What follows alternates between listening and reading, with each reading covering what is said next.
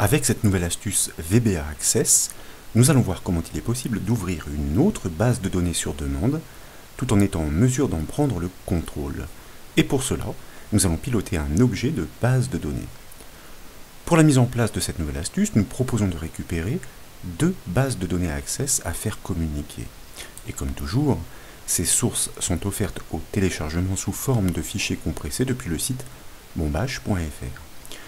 Après décompression, vous noterez effectivement la présence de ces deux bases de données. Et sans plus attendre, je vous propose de double-cliquer sur le premier d'entre eux, à savoir filtrer sortie ACCDB, de manière à l'ouvrir dans Access. Dès lors, nous allons cliquer sur le bouton Activer le contenu du bandeau de sécurité pour libérer les ressources. Et dans l'enchaînement, je vous invite à double-cliquer sur le formulaire Sélection SQL pour l'exécuter.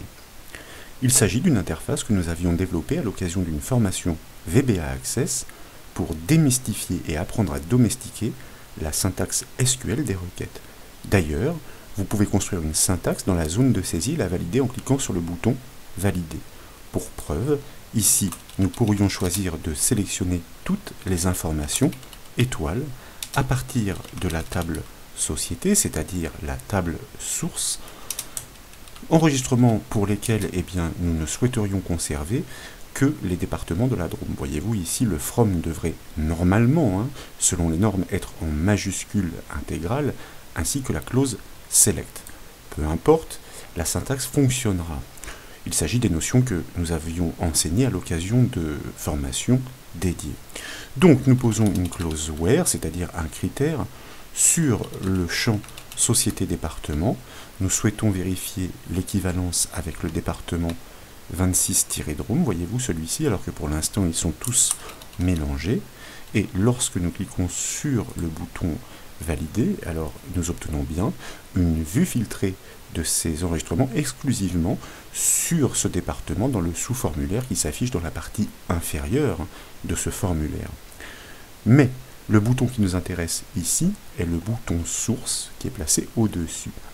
À ce stade, si vous cliquez dessus, fort naturellement, rien ne se produit encore. C'est lui qui doit ouvrir l'autre base de données téléchargée. La première étape que nous devons accomplir consiste à créer la procédure événementielle qui déclenchera un code VBA au clic sur ce bouton. Pour cela, tout d'abord, à gauche du ruban accueil, je vous propose de cliquer sur la flèche du bouton affichage et dans les propositions, de choisir le mode création. Dès lors, sur le formulaire en conception, nous allons cliquer sur le bouton source de manière à le sélectionner. Puis, nous allons activer l'onglet événements de sa feuille de propriété. Si elle n'est pas visible dans votre espace de travail, vous devez l'afficher en cliquant sur le bouton feuille de propriété, donc du même nom, dans le ruban conception de formulaire ou le ruban création selon votre version. Dès lors, nous allons cliquer sur le petit bouton qui est situé à droite de son événement au clic, et dans la boîte de dialogue qui suit, nous allons choisir le générateur de code et valider ce choix avec le bouton OK. De fait, nous basculons dans l'éditeur de code VBA Access, plus précisément entre les bornes de la procédure source-clic, comme vous pouvez le voir. Son code se déclenchera au clic sur le bouton source. Nous devons maintenant déclarer les variables nécessaires au traitement. L'une d'entre elles est particulière. Il s'agit d'une variable objet destinée à prendre possession d'une autre instance d'Access. Pour cela, donc, entre les bornes de la procédure, je vous propose de déclarer une variable que nous nommons autre BDD pour autre base de données et que nous allons effectivement typer comme un objet d'application Access, access.application. Et dans l'enchaînement, nous avons besoin d'une variable qui est plus classique, que je vous propose de nommer chemin et que nous allons typer comme un texte, c'est-à-dire as string pour mémoriser le chemin d'accès complet à la base de données. C'est ainsi que nous pourrons fournir à l'une des méthodes de notre objet autre BDD dès lors qu'il aura instancié la classe Access, quelle est la base de données qu'il s'agit de piloter. Il est donc naturellement question maintenant d'initialiser ces deux variables. Ce que nous faisons premièrement avec la variable chemin, qui, je vous le rappelle, doit mémoriser le chemin d'accès complet à l'autre base de données qui est située, entre parenthèses, dans le même dossier que la base de données actuelle. Donc nous devons tout d'abord parvenir à atteindre son dossier. Et pour cela, ce sont des notions que maintenant nous connaissons bien. L'objet application propose un objet enfant qui se nomme current project, qui désigne le projet en cours, qui lui-même par héritage propose une propriété qui se nomme pass. Et cette propriété pass renvoie le chemin d'accès complet jusqu'au dossier de l'application, auquel nous devons associer fort naturellement le nom de notre base de données. Alors voyez-vous, pour ne pas commettre d'erreur dans la saisie de son nom, je vais le prélever directement à la racine pour revenir dans le code, le préfixer d'un anti-slash pour bien entrer dans le dossier et ensuite inscrire à la suite pour l'assemblage le nom de la base de données chemin d'accès complet. Puis nous devons instancier la classe access, d'où la présence du mot-clé set, pour que notre objet autre BDD hérite des propriétés et méthodes permettant de piloter une base de données distante, en l'occurrence grâce à notre fonction elle aussi désormais bien connue createObject. Une fois encore, je ne respecte pas la classe pour m'assurer qu'elle est bien transformée à validation par l'éditeur, m'indiquant que je ne me suis pas trompé dans la frappe.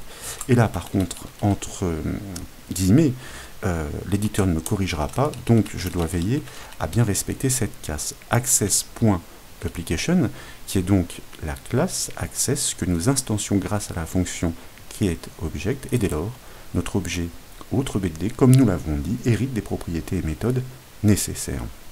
Nous pourrons donc maintenant exploiter cet objet de base de données avec ses propriétés et méthodes pour ouvrir un fichier spécifique et prendre le contrôle de ces objets comme un formulaire en particulier. Et puisque cet objet va être mis à contribution à plusieurs reprises, pour optimiser le code et comme nous l'avons appris à maintes reprises, nous allons regrouper les instructions dans un bloc with. Cette syntaxe nous permettra de ne pas répéter le nom de l'objet à outrance. Donc pour cet objet with, avec cet objet qui se nomme autre BDD, et là tout de suite nous prenons soin de bien borner notre bloc with pour pouvoir énumérer les propriétés et méthodes que nous souhaitons exploiter avec cet objet de base de données. Tout d'abord, pour piloter une base de données en particulier, faut-il encore l'avoir désignée? C'est la raison pour laquelle nous pouvons désormais, grâce à cette instanciation, utiliser la méthode OpenCurrentDatabase qui parle d'elle-même, ouvrir une base de données, en l'occurrence pas à partir de la base de données en cours, mais nous lui passons son file path, c'est-à-dire le chemin d'accès complet, chemin mémorisé dans notre variable du même nom. Désormais, nous pointons bien sur la base de données dont nous souhaitons ouvrir un formulaire précis. Et puis, deux petites propriétés qui sont utiles, visible que nous allons régler à true, mais aussi, alors point bien sûr, puisqu'il s'agit de descendre dans la hiérarchie de ces propriétés, user control que nous allons régler à true. Cette propriété user control réglée à true indique à l'éditeur que cette ouverture émane d'un contrôle utilisateur et non pas d'une autre application, de manière à pouvoir la rendre visible précisément aux yeux de l'utilisateur et non pas de l'exécuter en tâche de fond comme nous le ferons dans le volet prochain, de manière à pouvoir piloter les cellules d'un classeur Excel depuis Access en toute transparence. Ensuite, et nous l'avons dit, nous souhaitons prendre contrôle des objets de cette base de données et pour cela, nous avons à disposition désormais l'objet enfant de l'objet de base de données. Donc cet objet enfant se nomme docmd pour doCommand qui propose par hiérarchie une méthode qui se nomme openForm qui parle bien de son nom pour ouvrir un formulaire. En premier paramètre, nous devons indiquer le nom de ce formulaire. Il s'agit de l'unique formulaire de cette petite base qui se nomme f_société. Nous allons l'ouvrir dans un mode normal, c'est-à-dire en mode exécution. Nous allons ignorer le filter name, la condition where et le data mode pour nous rendre directement dans l'aspect de la fenêtre pour l'ouverture. Et là encore, nous ne l'ouvrons pas sous forme d'icône, nous ne la masquons pas, nous ne l'ouvrons pas sous forme de boîte de dialogue, mais en mode normal. Et vous voyez que les valeurs des paramètres sont rappelées par la petite liste IntelliSense. Le code est déjà terminé et demeure relativement sommaire, vous en conviendrez. Il est donc temps de le tester. Je vous propose de l'enregistrer avec le raccourci clavier CTRL-S, de revenir sur le formulaire, de l'exécuter avec la touche F5 du clavier, puis de cliquer sur le bouton source.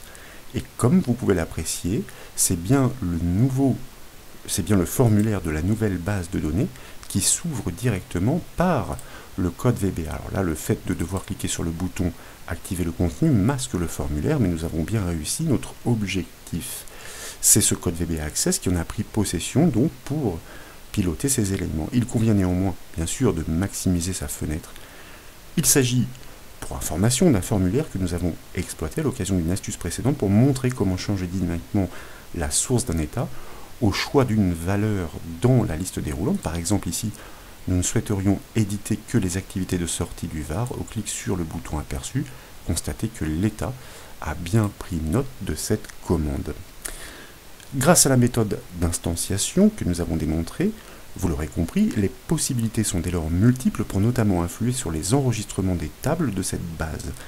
D'ailleurs, et nous l'avons annoncé, selon le même principe, nous verrons dans l'astuce suivante comment influer sur les cellules d'un classeur Excel par le code VBA Access. Quoi qu'il en soit, j'espère que cette nouvelle astuce vous a plu. Si c'est le cas, comme toujours, je compte sur vous pour mettre un petit j'aime à la vidéo. Et comme vous le savez, vous pouvez retrouver toutes les astuces, applications et formations sur le site bombache.fr. Je vous remercie.